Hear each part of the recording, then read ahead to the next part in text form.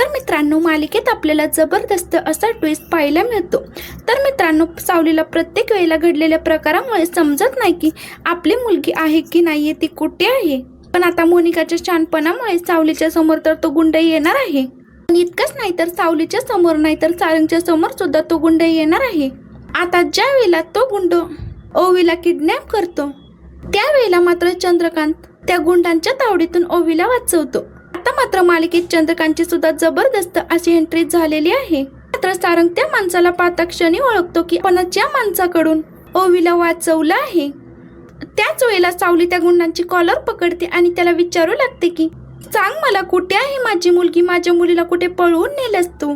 आणि ज्या वेळेला तो गुंड सावलीवरती हल्ला करणार त्याच वेळेला चंद्रकांत मागून येतो आणि त्या गुंडांवरती हल्ला करतो।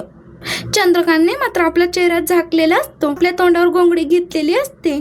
चंद्रकांतची अवस्था मात्र फारच बिकट झालेली असते। चंद्रकांत आता सावलीला ओळखत नाही, पण सावली मात्र चंद्रकांतला ओळखते। सावली त्या गुंडाच्या तावडीतून ओवीला वाचवते, चंद्रकांतला पाहते, ती म्हणू लागते की बाबा बाबा। आणि त्याच वेळेला तिकडे सारंग येतो। तर मित्रांनो, आजचा हा भाग खूपच इंटरेस्टिंग आहे, त्यामुळे व्हिडिओ अजिबात स्किप न करता शेवटपर्यंत नक्की पहा। चला तर मग व्हिडिओला सुरुवात करूया। मित्रांनो, आता सगळेजण पिकनिकला आलेले असतात। पिकनिकला आल्यानंतर पहिला दिवस मात्र छान पार पडलेला आहे, पण सारंग मात्र अजूनही इकडे आलेला नाहीये। त्याने मुद्दामून उशीर केलाय, त्यामुळे ओवी मात्र खूपच चिडलेली असते। आता ओवी मात्र सारंगला कॉल करते आणि सारंगला म्हणू लागते की बाबा रे, काय चाललंय तुझं, तू मला भेटायला येणार होतास, मला सोडायला येणार होतास, तू सकाळी कुठे निघून गेलास, मला अजिबात तुझ्याशी बोलायचं नाहीये। सारंग म्हणू लागतो की बाळा, तुला माहितीये ना माझी कामं किती आणि कशी असतात ते। बाळा सॉरी ग, मी नाही येऊ शकलो। म्हणू लागते की बाबा, मग ते मला काही सांगायचं नाहीये, तू आजच्या आज मला भेटायला यायचं आहेस, नाहीतर मी तुझ्याशी अजिबात बोलणार नाही। बाबा, तूच सारखा मला भेटायला आला नाहीस ना, तर मात्र मी तुला कधीच भेटणार नाही ना, तुझ्याशी कधीच बोलणार आहे। ओवीचं हे सगळं काही बोलणं ऐकून सारंग मात्र खूपच घाबरतो। त्यावरती अमृता म्हणू लागते की बघितलंस का, ती काय बोलती हे तू ऐकलंस ना। सारंग म्हणू लागतो की पण वहिनी, तर अमृता सांगू लागते की मला काही म्हणू नकोस वहिनी बिनी, अरे ती तुझ्यासारखीच हट्टी मुलगी आहे, आणि सगळं काही असं माहिती असताना तरी सुद्धा तू तिला भेटायला गेला नाहीस ना, मात्र ती तुझ्याशी बोलणार नाहीये। त्यावरती सारंग म्हणू लागतो की ठीक आहे, जातो मी, बबलू चल तू माझ्यासोबत, आपण तिला भेटूया आणि लगेच निघूया। त्यावरती बबलू म्हणू लागतो की आता या सगळ्यामध्ये सुशीला वहिनींना घेऊन जायला नको का। त्यावरती सारंग म्हणू लागतो की नको, चल तू माझ्यासोबत। त्यावरती अमृता ओवीला म्हणू लागते की तुझा बाबा येतोय तिकडे, तू थोड्याच वेळात पोहोचेल, बाळा तू अजिबात काळजी करू नको, तू तुझी काळजी घे। त्यावरती ओवी ठीक आहे म्हणते। आता ओवी मात्र खुश होते आणि सावलीकडे फोन देऊन निघून जाते। त्यावेळी सारंग फोन घेतो आणि सारंगला वाटतं की ओवी कॉलवरती आहे। सारंग म्हणू लागतो की अगं किती चिडशील माझ्यावर, तुला आता सारखं सारखं मी सांगतोय ना, रागावू नकोस, मी तुला दिलेला प्रॉमिस तोडणार नाहीये, मी येईन तुला भेटायला, बरं चल मला आता एक गोड पापा दे। त्याच वेळेला सावली आता तो फोन घेऊन उभी असते, तिला आता कळायला मार्गच नसते की आपण सारंगला काय बोलावं। त्यावरती ती म्हणू लागते की मी बोलते। आता सारंग मात्र गडबडतो आणि म्हणू लागतो की मला वाटलं ओवी आहे म्हणून मी हे सगळं काही बोललो, ओवी मला हट्ट करत होती आणि भेटायला बोलवत होती आणि म्हणूनच मी।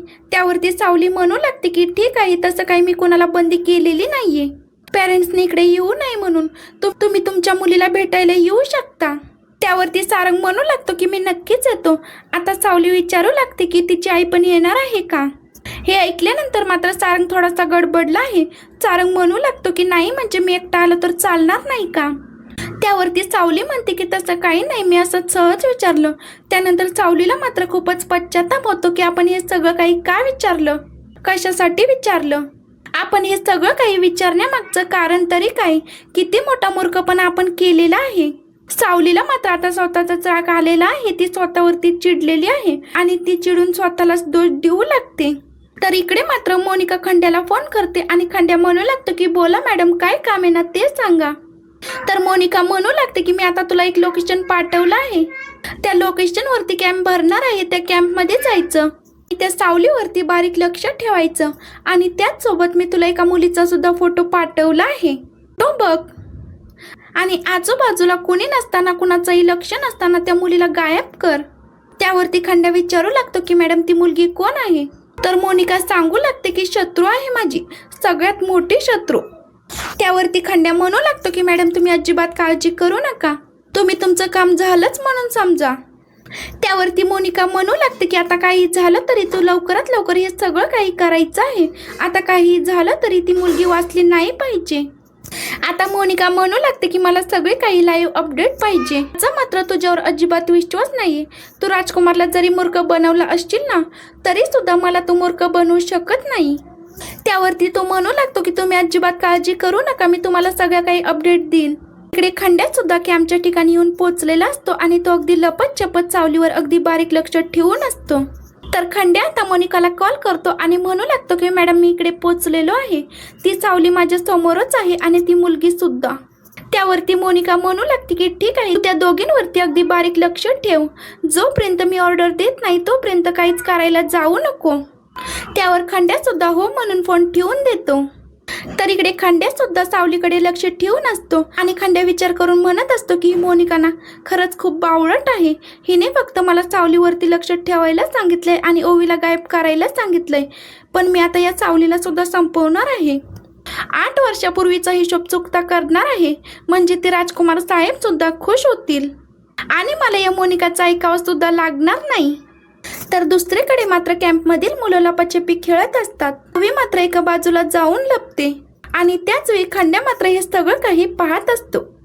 आता ओवी मात्र एकटीच बाजूला गेली हे पाहून तो मात्र खूपच खुश होतो आणि तेथूनच तिला उचलायचं ठरवतो. आणि नेमकं त्याच वेळेला सावलीने मात्र ओवी कुठे आहे त्यामुळे सगळीकडे शोध सुरू केलेला आहे. आता ओवीला शोधण्याचा शोध मात्र सुरू झालेला आहे.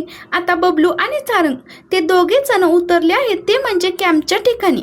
त्यावर सारंग बबलूला म्हणू लागतो की तू एक काम कर, तू सावलीची भेट घे आणि सावलीला ओवीला बाहेर पाठवायला सांग, जेणेकरून मी ओवीला बाहेरच्या बाहेर भेटून इथून निघेन.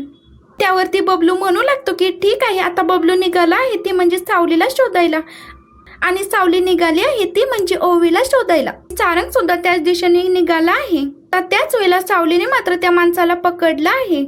तो माणूस ओवीवरती हल्ला करणार, त्याच वेळेला सावलीने त्याला पकडला आहे आणि त्याच वेळेला सावली त्याला जाब विचारू लागते आणि म्हणू लागते की कोण आहेस तू, इकडे का आलेला आहेस आणि तुला कोणी पाठवलं आहे, बोल लवकर माझी मुलगी कुठे आहे. त्याच वेळेला तो तपप करू लागतो आणि तो आपल्या खिशातला सुरा घेऊन सावलीच्या पोटात खुपसणार तेवढेच तिथे चंद्रकांत येतो. चंद्रकांत हे सगळं काही पाहून माणसाच्या पाठीमागून डोक्यात दगड घालतो आणि तो खंड्या मात्र खाली कोसळतो. हे सगळं काही पाहून सारंग सावली खूपच घाबरलेली असतात आणि ओवी सुद्धा खूपच घाबरलेली असते. सारंग ओवीला उराशी कवटाळतो आणि तिला शांत करत म्हणत असतो की बाळा तू अजिबात रडू नको, मी आहे ना, मी आलोय ना आता. तर सावलीचं लक्ष मात्र त्या बाबांकडे जातं. तर घोंगडी घेऊन आलेले असतात. सावली ज्या वेळेला त्या बाबांचा चेहरा पाहते तेव्हा मात्र तिला खूप मोठा धक्का बसतो. ते दुसरे तिसरे कोणी नसून चंद्रकांत असतात. तर सारंग सावलीला म्हणू लागतो की सावली तू ठीक तर आहेस ना. सावली म्हणू लागते की बाबा बाबा.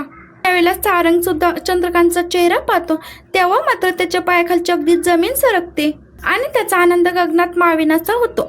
चंद्रकांत मात्र कोणालाही ओळखत नाही. तर मित्रांनो, चंद्रकांतला ज्या वेळेला सगळं काही आठवेल तेव्हा मात्र राजकुमारची काही खेर नाही. असेच मालिकेंचे पुढील अपडेट पाहण्यासाठी आपल्या चॅनलला नक्की सबस्क्राईब करा. धन्यवाद.